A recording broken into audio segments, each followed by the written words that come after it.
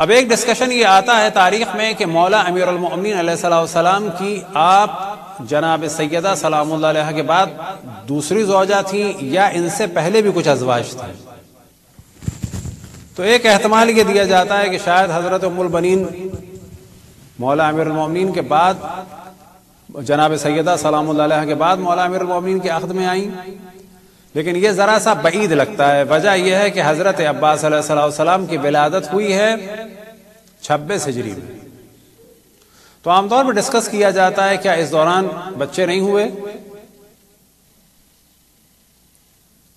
کیونکہ 11 ہجری میں مولا امیر المؤمنین کی زوجہ حضرت فاطمہ سلام اللہ علیہ دنیا سے رخصت ہوئیں، اور پھر 11 سے لے کر یہ تقریباً 25 سال کے بعد حضرت عباس علیہ السلام کی ولادت ہوئی۔ تو یہ کیا رہا سلسلہ؟ معذرت تقریباً 15 سال کے بعد۔ تو جواب یہ ہے کہ یہاں پر ایک گفتگو ہے، اور وہ یہ کہ جو دوسری زوجہ تھی مولا امیر المؤمنین علیہ السلام کی، وہ امامہ تھی۔ رسول اللہ صلی اللہ علیہ وسلم کی جو ربائب تھیں ان میں سے ایک رقیہ تھی، اور جناب رقیہ کی بیٹی تھی امامہ، اور یہ امامہ بچوں سے بہت زیادہ محبت کرتی تھیں، لہذا جناب سیدہ سلام اللہ علیہ کی وصیتوں میں سے ایک وصیت تھی کہ میرے بعد آپ امامہ سے شادی کیجیے۔ لہذا یہ احتمال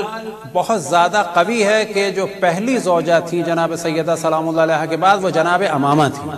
نہ کہ جناب حضرت فاطمہ کلابیہ۔ اور اسی طرح سے ان کے بعد والی جو زوجہ ہیں ان کے بارے میں بھی احتمال دیا جاتا ہے کہ وہ بھی حضرت فاطمہ کلابیہ سے پہلے تھیں، اور وہ تھی جناب خولہ، کہ جن کا لقب تھا حنفیہ، اور ان سے متولد ہوئے تھے جناب محمد حنفیہ۔ جناب محمد حنفیہ بڑے تھے، اور جناب امامہ سے متولد ہوئے تھے، کہ یہاں پر بہت واضح سی بات ہے کہ محمد حنفیہ سے چھوٹے تھے، اور جناب امامہ سے پیدا ہوئے تھے جناب محمد اوسط، یعنی درمیانے اوسط، پھر ایک محمد اصغر بھی تھے۔ تو جو ترتیب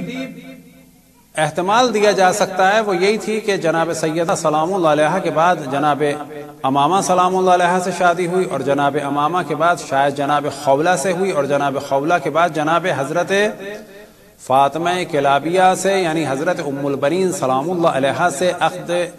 مبارک ہوا مولا امیر المؤمنین اسد اللہ غالب لکل غالب علی ابن ابی طالب کا۔ صلوات پڑھیں پر محمد والے۔